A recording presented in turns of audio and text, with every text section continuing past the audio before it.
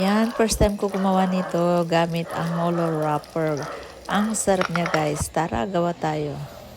So yan mga auntie, cut lang ang mga sangkap, yung sausage at saka yung crab meat. Kung may cheese, lagyan din. Mas masarap kapag may cheese. Pwede rin itong pang negosyo, pwedeng pang merienda, pwedeng pang breakfast. Ayan guys. So, irap lang natin na parang nag-wrap din ng spring rolls. Ayan, dali lang. Then, ipiprito na natin.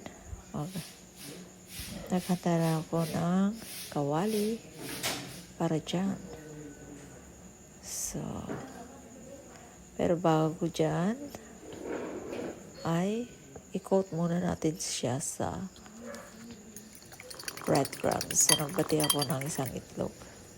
So, yan guys. Then, coat natin sa breadcrumbs para mas masarap.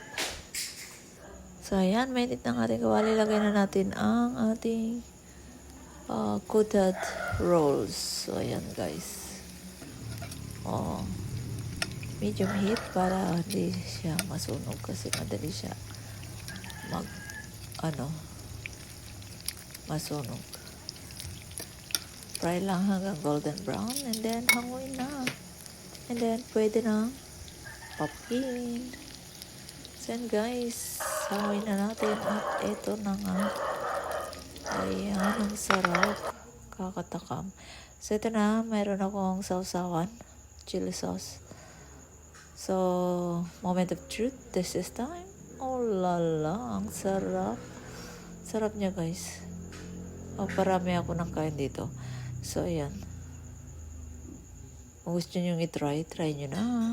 Thank you for watching. Salamat.